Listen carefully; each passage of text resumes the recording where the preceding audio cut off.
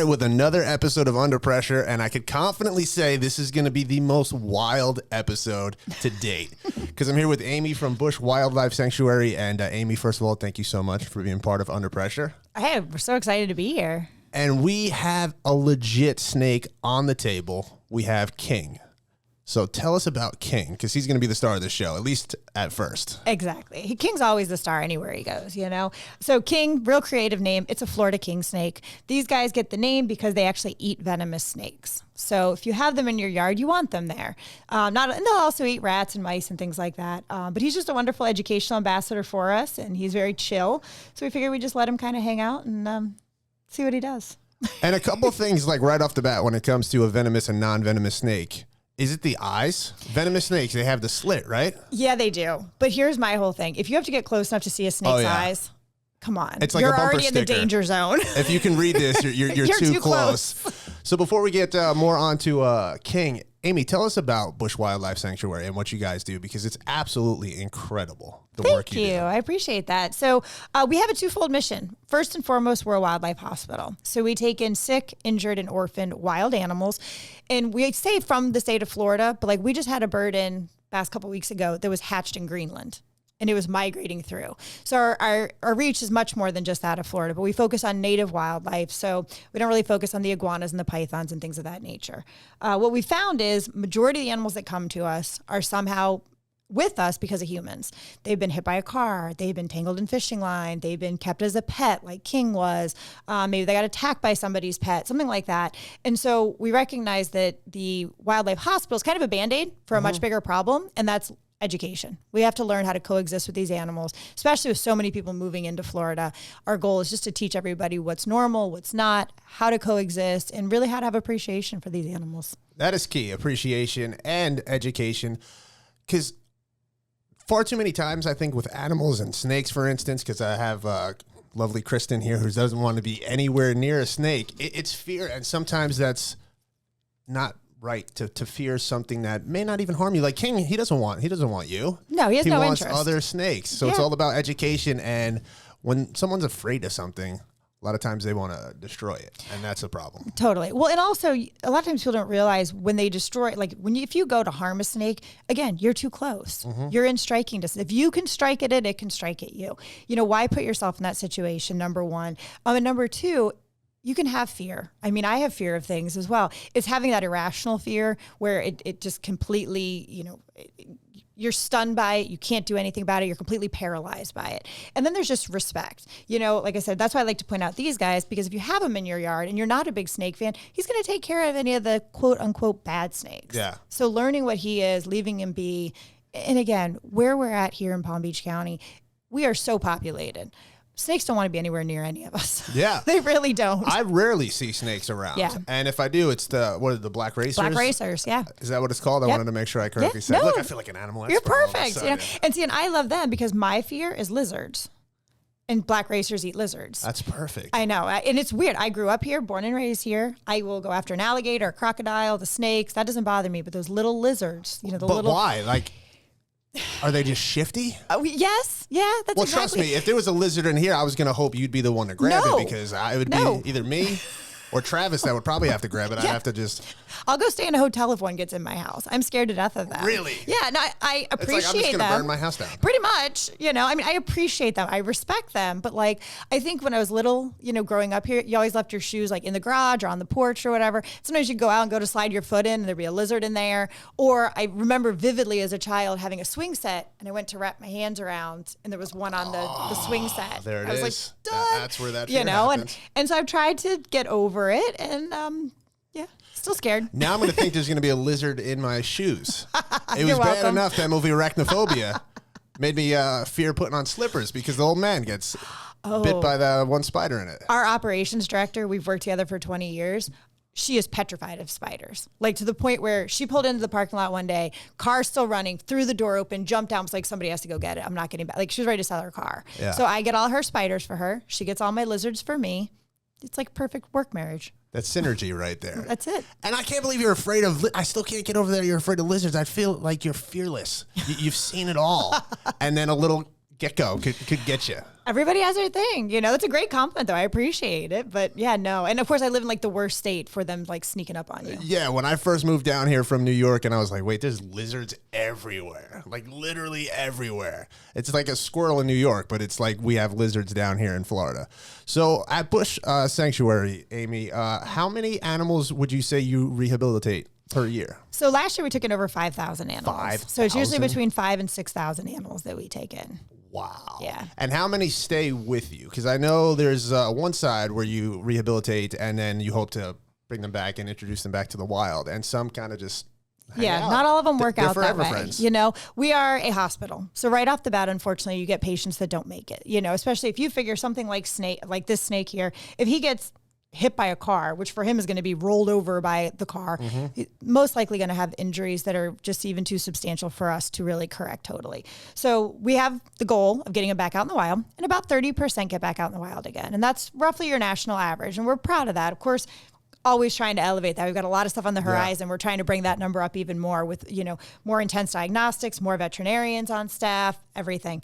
And then you have those handful that, you could keep and save, if you will, and keep in captivity, but they have to also choose that life. When it comes to wild animals, if they're unhappy in captivity, they'll stop eating, they'll start chewing on their own limbs. A lot of things really negative can happen. So we actually have committees on board at the sanctuary, which is veterinarians and animal care technicians and trainers and keepers. And we all sit down and we discuss each animal individually. Is it an animal that we think would actually do well in a captive situation?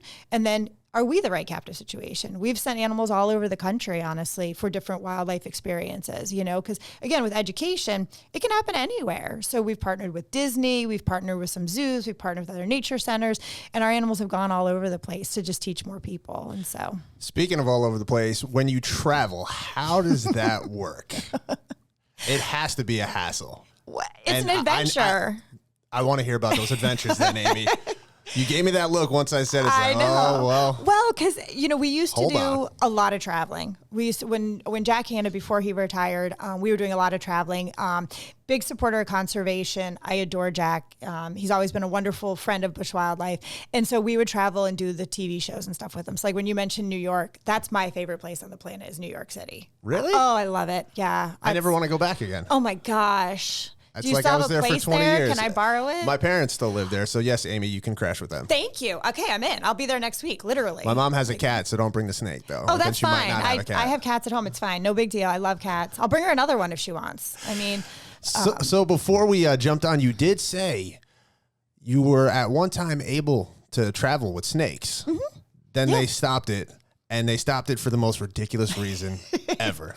So Delta Airlines is beyond awesome to us. They always have been. We have traveled on there with tigers, panthers, bears, pelicans, alligators, you name it. We've been on board with them. But the movie Snakes on a Plane came out. And it really prevented them from allowing you to have snakes. And that is the most ridiculous thing ever. Well, and they actually let us buy seats on the plane. So our animals are treated like celebrities. They're not going underneath or anything. For the most part, there are some outlier situations, but we actually have kennels that fit on the seats, had their own seatbelt extensions. They weren't allowed to sit in an exit row just in case, But other than that, they were on board, including the snakes, until that movie. And then everybody lost their mind. So how do you travel with the snakes? Or how do you get the snakes from point A to point B? Well, we have special carrying cases. So that's one of those circumstances where after the movie, we then started to have to put them in the air-conditioned cabinet underneath where most people's dogs and cats go when they're traveling. But up until before that, we just had them in a little flip-top carrier like the one I brought and just put it right under the seat in front of you. And most people had no idea they were even there until... I'll tell you one thing. I can imagine someone who already has a fear of flying, and then in the row next to them, there's a snake. Yeah. That they're also terrified of. Well, I want to talk about what happened in my life. Well, the best part is they would always let us pre-board. So we would get there, we would check in. They treated us like major VIPs. Delta is great. It was fantastic, but also it gave me a really skewed sense of traveling. When I was younger in my 20s, I was like, this is amazing, And now I go there and I was like, I have to stand in line. Can I just bring I don't know, a panther with me or something and bypass security? You're you see this exotic animal? Where's my line? Pretty much. But they would always let us pre-board. So we would go first, get the animals set up, and then take our seats and just try to be inconspicuous as much as possible. And as people are boarding the plane, they would just look and they'd be like, look at the what is that? That's not a puppy. What is that thing? I'm like, it's a baby bear.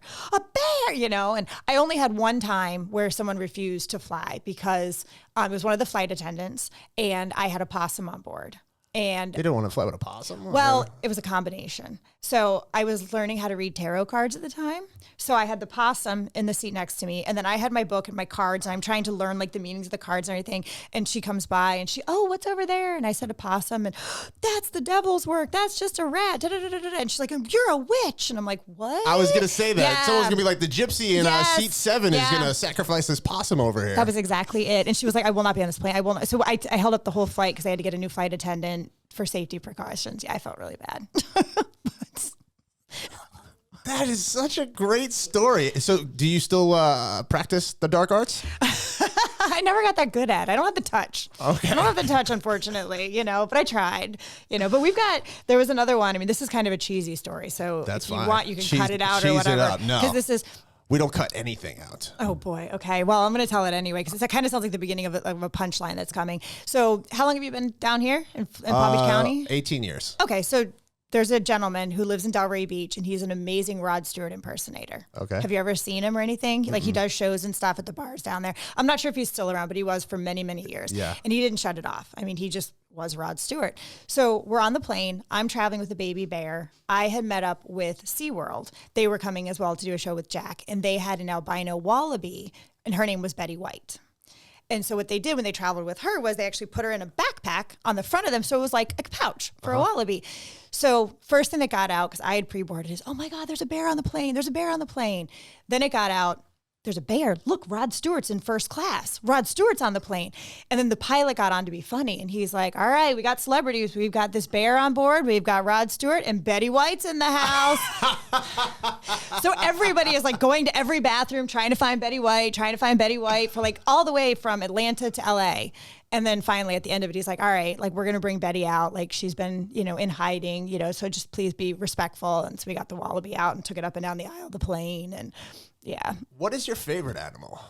Oh, I don't like to do that. It's like saying favorite kids. Yeah. It depends on the day or the week or the month. Well, why don't we do this then, Amy? What is one of the most gratifying stories that you have when it comes to rehabilitating an animal? You don't cut out tears either on this podcast. No, if you cry, that's going right onto the gram. I'm letting you know. I'll try not to. So no, we're authentic. So I would love to hear that. And if you cry, I mean, it's because it's special to you. Well, I just tend to hardly ever get through her story without crying. So I've been doing wildlife for 25 plus years now. Started off as a volunteer and then got hired and blah, blah, blah. And so back in 2015, we got in a baby eagle, about 6 weeks old. It was the youngest eagle I had ever worked with. That already, you get in an eagle, that's pretty rare. I think the biggest year we ever had was like 13 eagles in 1 year. So already it's a rarity. It's a privilege. It's an honor. It's overwhelming. What kind of eagle? A bald eagle. Oh, bald eagle? Yeah, bald eagle, baby bald eagle. And this poor thing was emaciated, dehydrated, covered in parasites. Her head was just all covered in wounds, in really, really, really bad shape. I mean, I was able to give it fluids and medicine without even using any kind of gloves, which don't do that. It's not right. But she was just so close to death's door. And once we got her stabilized, I could tell something was wrong with the eyes. I myself am a certified vet tech. So I took her to our ophthalmologist up in Jupiter. And she looked at her and she said, pretty sure this bird's blind.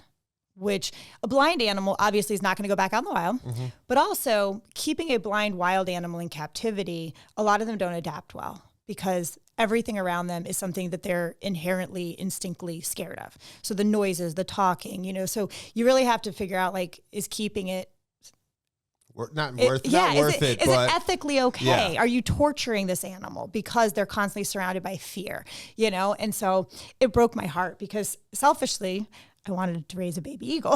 I never had, and I wanted to. So I brought her back to the sanctuary, and we had decided that probably ending her suffering, putting her to sleep was going to be the best option. And so I took her back and I thought, well, you know what? This poor thing's only 6 weeks old and it's probably never had they don't have a belly, they have a crop. It's never had a good meal, basically. So I'm like, I'm going to make a charcuterie board of chicks and mice and rats and fish and quail, everything we have here that this eagle might like. And at least you're going to have one moment of knowing what a full belly feels like. And as soon as I went to put it down, the eagle reached out and snatched it away from me. And I'm like, wait a second. You're not blind. Yeah. Like, you can see. You can see something, you know? And so again, selfishly, I'm like, I'm not going to follow the doctor's orders. I'm just going to see how this kind of plays out. And so that was on April 1st of 2015. My birthday's April 11th. So April 11th, I was coming in every day, feeding this bird, getting it stronger, could tell it could see more, but also I'm doing it kind of under the radar because I kind of disobeyed what I was told to do to begin with. You're a rebel. I like it. Oh, you know, it works sometimes. So on April 11th, when I came in, all of a sudden, her lower eyelid had just exploded. Like this huge growth. If you think about like boats and they have the barnacles, that's what it looked like. And so I panicked. Stupid idea again. Threw her on my passenger seat. No cage, no nothing. Just an eagle sitting on the seat next to me. Rushed her back over to the vet. And I'm like, crying, and I'm like, I'm sorry, but what's this? And they're like, well, okay, like if she can see, like we're gonna change course here, you know? So we removed that, and what we found out, we had to remove her whole lower eyelid, was that she had cancer. At 6 weeks old, she had cancer. And it's the type of cancer that is very common to reoccur throughout their life. She did have injuries to both eyes, and what I think happened, here's where I get kind of emotional about it, is this particular eagle nest, there's a group of volunteers, and they go out and they follow eagle nests and they document it. And a volunteer had watched this nest and always documented mom and dad and 2 babies. And mom and dad and 2 babies got big, got strong, left the nest. Apparently, there was always a 3rd baby that nobody even knew because she was probably just squashed on the bottom, just fighting for her life. Yeah. And so this volunteer, nobody knows why, decided, I'm just going to go back and see if they're coming around again. They had no reason to go. And they found that 3rd eaglet on the ground. So number one, the eagle should have never survived the nest. Why the eagle ever jumped out of the nest and didn't just lay up there and probably get burned to death by the sun. And then for that volunteer to go, it just seemed like, whether you believe in miracles or luck or divine intervention, for all of that to happen was incredible to me. And then it's now... She did lose her eye in 2017, unfortunately, but we're in 2025. And she's still with us. And she's a brat. She earned it, though. She is a trauma child. But I just feel like her story, and I always say this when I go, so if anybody listens to this, let me know. There's so many kids that deal with cancer. There's so many people that deal with things that seem insurmountable. And if anything, to me, this bird says, like, whatever the problem is, like, you can overcome it and you can make something really valuable out of even your disability, which is, you know, she should have been gone a long time ago. And she's gone. She traveled with Jack teaching people. She goes to Charleston every year and teaches 40,000 people. She does programs at the sanctuary. Her reach is just, it's so far beyond that little eaglet, in my opinion. Yeah, I mean, it also helps that there's an incredible person who helped that eagle. There's a lot of incredible people that help her. The fact that you were like, I'm just going to... fill this eagle's belly with delicious mice and, you know, quail. And then for her to snatch it, that had to be just one of those moments where you're like, it's worth it. Oh, yeah. It's worth it. Right there, you were like, damn. Well, but if I'm being really honest, though, like, I'm an only child. I'm a spoiled brat. I'm used to getting my way. And so for me, it was just like, eagle. The eagle's you. I got it. You know what I mean? Like, I was like, yes, I get to raise an eagle. You know, it was kind of selfish at the beginning, you know, and it's funny because it's been a real transition. I broke my arm. You always hold any of your birds of prey with your left arm. And I broke my arm. Why's that? It's proper technique. Okay. You know, it doesn't confuse the birds. You always go in. All the gloves are made that way. It's just probably, I don't know why it started that way, but it's been this way for centuries with falconers and rehabilitators and educators. Well, I broke my arm very, very badly in 2023, I guess it was. So I haven't been able to hold her. Part of it's my own fear because I know what a demon child she can be. And so other staff at the sanctuary have kind of taken her on as their pet project. And that's been really, it's just a totally different way. You know, I grew up wanting to be the one doing it and now to be the one kind of coaching them and they're teaching me so much. It's a weird dynamic. It's like, shoot, I'm getting older and now the young kids are doing more than I ever could do. And it's a very humbling experience. Yeah, but I mean, that's just the course of things, you know? You have to be the one to mentor them now, and then they could also teach you some things along the way as well. Yeah. She's teaching them, that's for sure. And we didn't even get her name. What's her name? This is the embarrassing part. That's the embarrassing part? You went rogue. You stole This the didn't eagle and hold you saved up. the eagle. The name has not held up. You know how things don't age well with time? Yeah. Okay, so... Because I was wondering why you didn't mention the name yet, and you figured I was going to ask. Well, I was hoping not. Sorry, I have to do my job. Her nickname is Hanny. We call her Hanny for short. Mm-hmm. But when you're working with birds of prey, most of them are just going to foot you. Most of them are not going to try to bite you. Eagles are one of the rare birds that will actually try to bite you. Good to know. And they always will go for your face. And so her name is Hannibal. Oh, come on, Amy. That's an awesome name. What do you mean it didn't age well? That was a name of a cannibal. From the beginning. I know, so but that's not, it was one thing when it was still in the movies, and then when it started to come into real life, it's just like, that's true. I get a little cringe there, especially like now, like there's younger generations that don't know that so much. So we just stick with Hanny and leave it at that, Silence of the Lambs is a classic And she turned out to be a movie. girl. I mean, the name, Hannibal is a girl now, and so it's just Hanny. Change it to Clarice if you want. For years, we've named animals the wrong gender. If there is a way to have, like we had Floyd, who was a girl, and Oliver is a girl, and Alex could be Alexander as a girl. So we finally tried to go with just kind of real gender neutral names. But Hanny's still Hanny.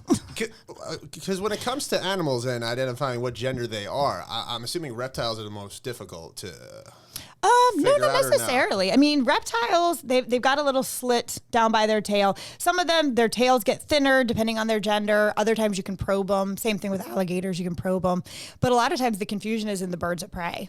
Really? Because, the boys are smaller than the girls by about 30%, but you can have a big boy or you can have a small girl. So usually we don't do DNA testing because it's like $30-$40 an animal. We don't need to spend donation money to find that out. It doesn't have anything to do with their health or how we're going to care for them.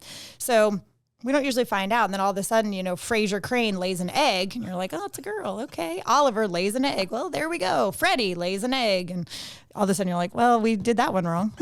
And when it comes to birds, do they stick with the same partners? So depends on the bird. For lack of a better word, husband and wife, they kind of just depends chill? on the bird. Okay. Yeah, some will quote unquote mate for life. But what that means is as long as you're around, I'll be with you. But when you're passed away or whatever, then I'm out. So everybody kind of romanticizes. They'll wait forever. No, they'll just wait till the next available comes along. But as long as you're there, you're good. So some of them will, some of them won't. It just depends. Because when you were mentioning the eagles, the father and the mother there, and they rotate duties to go hunt, and then the other one chills and protects the nest. Yeah, pretty much. Mom will stick around, take care of the babies while dad goes out and hunts, brings them food. And that's the thing too. When Hannibal came to us and the way her head was, I know. Well, now I had to do it. I mean, now that you've drawn it out of me, I think that all the scabs and stuff on her head was actual tumors growing that her parents were picking off of her. Like going, you're weird, you're not right, what's wrong with you? Possibly even trying to kill her, because in wildlife, the strongest survive. And if you are not going to be, they will abandon you in a heartbeat. Or if the parents feel like their safety is in jeopardy, bye-bye, kids. You're on your own. It's tough love. It's not all sunshine and rainbows, unfortunately. No, definitely not. So, Amy, how can people help and either donate their time, donate money to Busch Wildlife? Yeah, so I mean, any of that, they can donate money easily. First off, come see the sanctuary. Yeah. Know what you're getting involved in. See what we've done with the animals. See what we've done with the enclosures. King's going for a jaunt here. Getting more comfortable. King's enjoying himself. I know King's like, now that I'm not cold anymore, I'm just going to walk around and see what's up. So I definitely encourage people to come and check it out. They can definitely give money. You can support our gift shop. We have a great adopt an animal program, so you can adopt King. There's different levels, and you get an adoption certificate. It's a symbolic adoption. We're not going to send you home with the snake. Well, you know how excited I got? I was like, wait, can I have a panther in my house? You don't want. You want to hear another travel story? Of course. We're not done. Our operations director, and I'll get back to how you can help because that is why I'm here. But our operations director and I, we spent, was it 5 days, I guess? We got up early one Saturday morning, drove to California, got there Monday night, loaded up a mountain lion, drove back cross country, got back by Thursday. Just had him in the back seat. Well, not in the back seat. He was in the kennel in the back, but yeah. But it was like a 4-day trip back and forth. 44 hours straight through on coffee and Red Bull with a panther. Nobody else I would do it with. I trust her implicitly. So. You need to write a book if you haven't yet. That's the idea, because we put ourselves into debt building the new property. Mm-hmm. We have a $9 million construction loan, so my husband keeps joking, we should just write a book and they'll pay for it. 100% need to write a book. Will you help with the audiobook? Of course I Okay. As long as I don't read much. I listen to all my audiobooks. As long as we focus on Hannibal for at least the first couple of chapters. You can't miss Hanny. I mean, she's just, yeah. So, Amy, you also have an owl. Not to take away from King Shine. Can we also take out the owl? Yeah, you want me to bring him out? Yeah, that'd be awesome. As King is just slithering everywhere.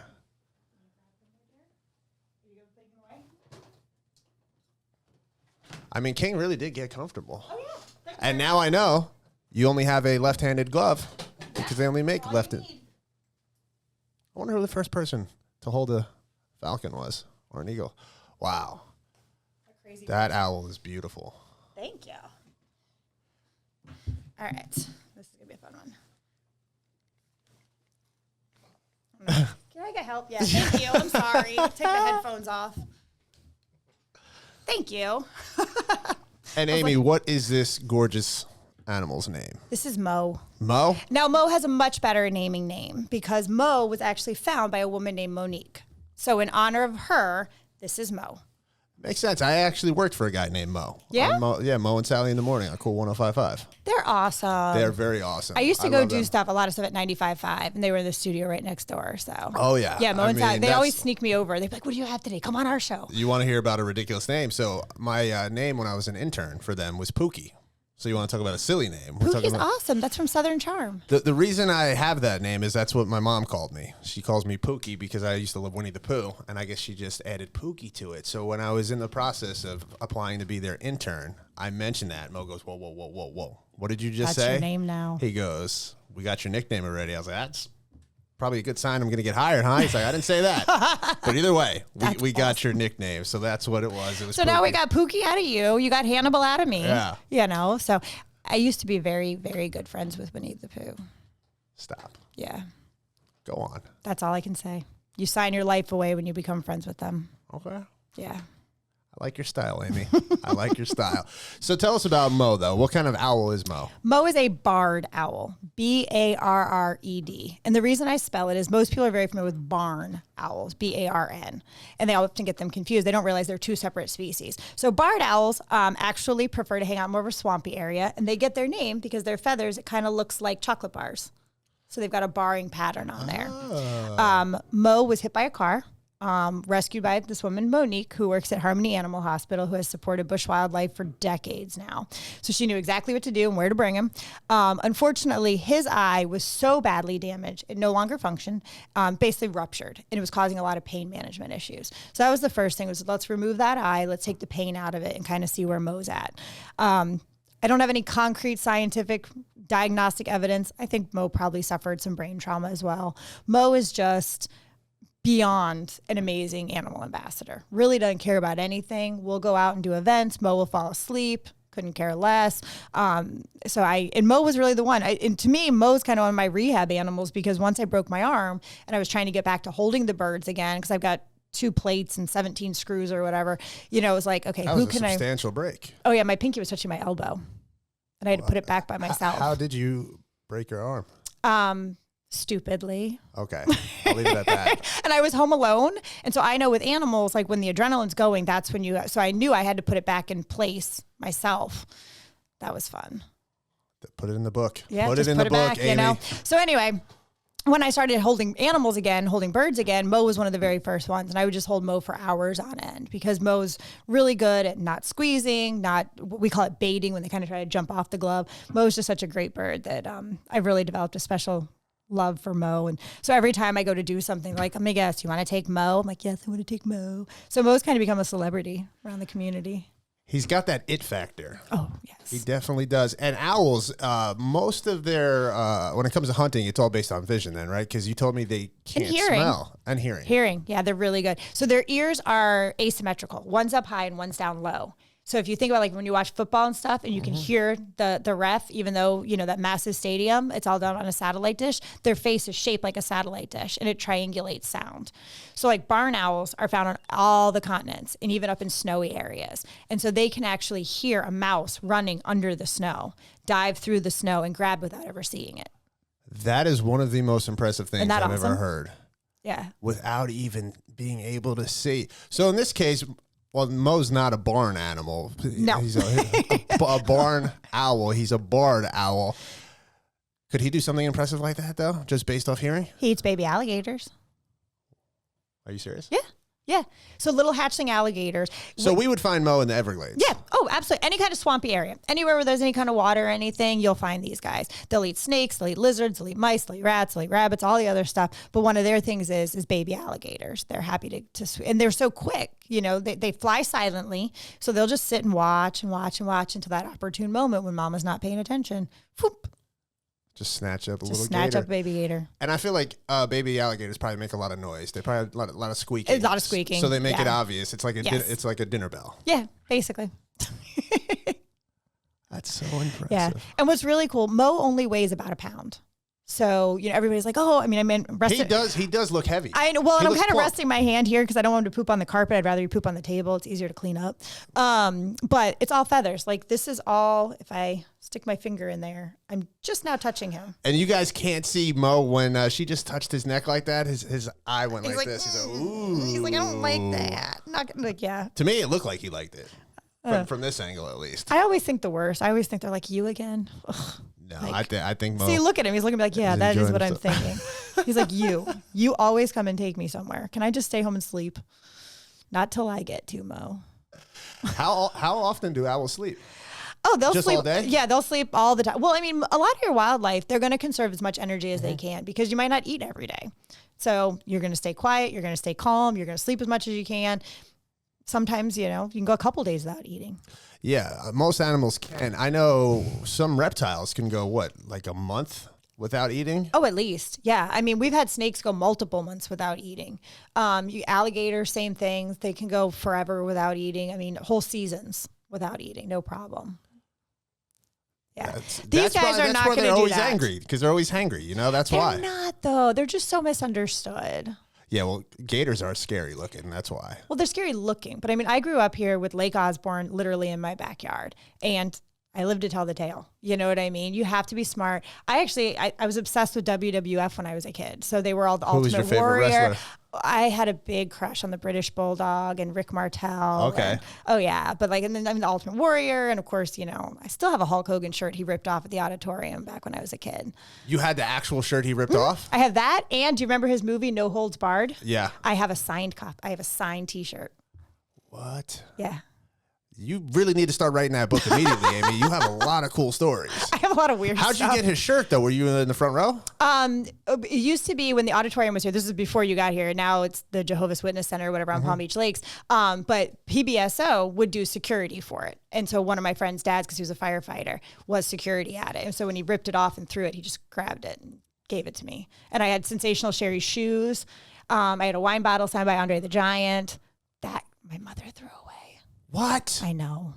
That's a party foul. Tell me about it. So yeah. I would like to see Andre Sorry. the Giant I can't talk holding about- that wine bottle. It probably look like this. Oh, exactly. I'm He was holding so, a baby bottle of water, by the way. We used for to get those that like are listening. right up next to him, you know, and I'm just like, oh gosh, because I'm only 5 foot tall now. So when I was little, I was really little, and yeah, I was obsessed with WWF. Not anymore as much. Yeah, it's kind of It's gotten, still 80s. It's that 80s WWF. I grew up when it came to wrestling in the Attitude Era. So for me, it was you were more Stone Cold, CM The Punk. Rock. No, a little bit before that. It was Stone Cold. It was The Rock. You had Triple H. John Cena.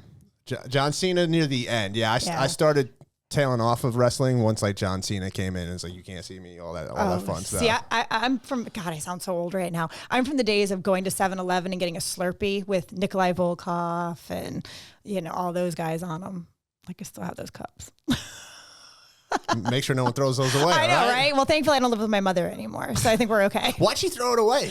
I don't know. I'm assuming it was an empty She bottle just of didn't wine, think right? it was. Well, I mean, I was a kid, so I mean, I That's even had a true, wine yeah. bottle, you know. She's but like, why are you drinking? Yeah, you know. And then I found out like she gave away my Hulk Hogan shirt. I had to go get it back from someone. Like, yeah, she just didn't like understand how insane it was. Like, Your mom needed to chill. yeah. She got reckless. Well, she wanted a very girly girl, and here I sit with an owl talking about wrestling on a podcast. So I'm not sure she got what she wanted out of the deal for her only child.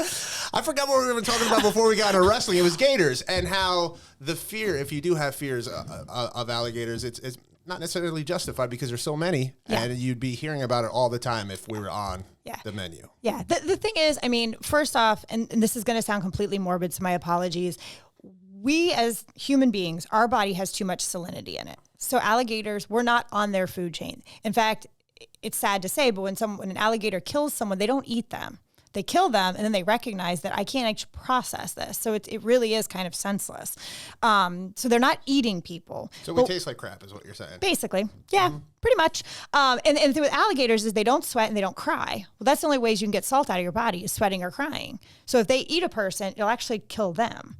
And they can sense this, and therefore they don't. I did not know What does happen, though, is they lose their fear of us. You know, one of two things. One, when they hunt, they lay at the water's edge with their mouth open, and when they feel vibration, that's when they go. They don't know what that vibration always is. Their eyes are closed to be protected because whatever they're going to hunt is going to fight back. Even if it's a turtle, it's going to fight back. So when they feel vibration, they just clamp down. Ooh, I just hit myself. Be careful. I know. I'm taking myself out here. We don't need you in a cast. I know. Now here goes the right arm. So a lot of times it's very misguided. You know, a dog goes down by the water, something like that. And the gator doesn't even know it's a dog. They just feel vibration and they go for something. Now you're seeing, obviously, the gators who are coming up into people's properties. And that's generally because people have fed them. You know, they've lost their fear of us. And it's, again, not the person they want. It's just like, hey, you're one of those things that gives me food. Come on. What's up? I'm hungry. Give me something to eat. And then obviously altercations and, pursue after that. And that's the problem.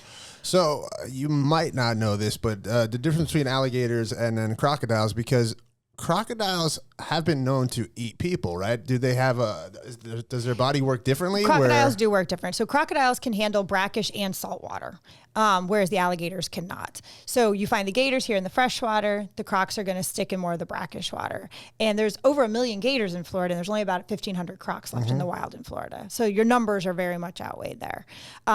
Crocodiles are only going to hang out down by the Florida Keys, down by Miami area, in the brackish water. You got gators all the way as west as Texas and all the way up to the Carolinas. So just by sheer numbers too, you're going to see more running. And if you tell me like, hey, we have a 10-foot alligator and a 4-foot crocodile, which one do you want to work with? 10-foot any day. Alligator, give me right? the gator every day. Crocs are vicious.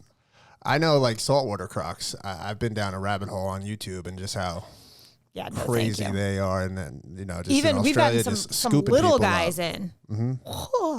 No, thank you. And, they're in that lizard category. No, they're in the lizard category. Crocodiles. Like, congrats. Today you're a lizard, You're a and I don't lizard. want anything to do with you.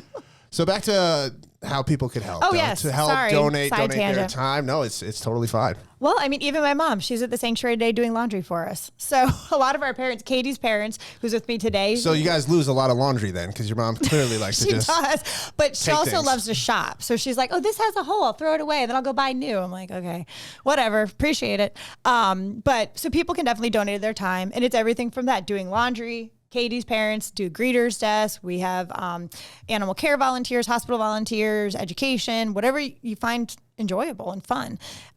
They can come in, support the sanctuary by donating money, going to the gift shop. And there's also in-kind donations. We're always looking for, we're building the sanctuary. I need someone to pour the sidewalks. Okay, well, I'm a concrete guy. Can I donate that to you? Or whatever it might be. Murals. We just had Home Depot came over because our one building needed repainting. The paint we used, unfortunately, wasn't really easy to clean, so it had a lot of chips and stuff. So they actually donated the paint, and then the staff at Home Depot came over and painted it for us. It was really cool. Shout out to Home Depot. Very much so. Yeah, that's the second year. The first year they planted a pollinator garden for us, and then this year they painted our small mammal building. So they're great supporters, and it's just their time and their skills and their expertise. Well, good. I mean, it is so nice to see people give back when they don't have to. It's such a great thing. Because when you moved, you were originally where? Where was the sanctuary? So the origin actually is in Miami. Back in 1983, it was started by a group of friends, and it was just kind of in their backyards. And then when Hurricane Andrew came in 92, everybody's house got destroyed. Everything was gone. And that group kind of separated. And one gentleman moved up here to Jupiter and started doing it out of his backyard. And from there, we were on rental property with the Loxahatchee River District. We were there for over 20 years. So from the mid-90s up until 23. And then we bought our own home and we moved in there. I mean, you have such a beautiful location. Thank you. Do you have room for expansion? Do you have more if you wanted to expand? With some, not as much as I'd like. I'd love more property. But, so right now we do have more building going on. The biggest complaint we get about the new place is the lack of shade. because our old place, we've been there for 25 years. All the trees were mature. The trees are growing in. We planted 7,000 trees. But we've got shade sails going in. We have a new flight complex that's going in. Then we'll start working on our bird rehab enclosures, expanding the pollinator gardens. There's always a lot going on at the sanctuary. So I definitely encourage people to keep coming back. And the shade will eventually get there. It will, for crying out loud. I mean, you know, it was a construction zone less than 2 years ago. Give me a break. You know, we're trying, but we do have actual shade sails going up, like over our little playground and things like that. So you're doing something incredible, helping out these animals that need you the most. It's okay if the worst thing that it's just a little bit too sunny. We live in the Sunshine State. Deal with it. Don't tell people on social media. People on social media could be absolutely awful. Oh my God, they're funny. You know that. They complain now that we moved. You know, one of my goals being an animal person was making the enclosures that much bigger and that much more natural. And I get people like, it's too big now. Like, it's too big? Seriously? Like, okay, I can't see the animal. I'm like, well, whatever. Like, I don't care. She's happy. Yeah. Yeah, it's not about you. That's it. Today, it's not about you, okay? Good luck. Well, Amy, this has been an absolute pleasure. Mo, thank you for being such a humble guest. King, we put King away, but King was fantastic as well. Is there anything else you want to get out there before we wrap it up? Just, you know, we're open 7 days a week. We don't charge an admission fee. So the more people can come out and really learn, that's what we're there for. And really appreciate the opportunity to come over and chat with you. And I've learned a lot, Amy. It's and been a real I need pleasure. your parents' info. Oh, you need? Yeah, of course. I'm Don't worry. you. That couch is yours. Seriously, I'm in. Give me the cat, well, too. my brother, he's a bum. He's still living at home, so I'll kick him out of his room. He's got 2 guinea pigs. Capone and Pacino. Oh my gosh. So we used to have a cockatoo at the sanctuary named Al Capone, and then we had a skunk named Pacino. We went through a P phase. So we had Pacino, Pixie. Yeah. I'm going to clip that, by the way. We went through a P phase. We did. No context. We've got Paisley, Porter, Penelope. We had Pacino. Find out what her P phase was on this episode of Under Pressure. But once again, Amy, thank you so much. Make sure you check out Under Pressure anywhere you consume podcasts. Make sure you follow us on all social media. One last time, Amy, Mo, thank you so much. Thank you so much for having us.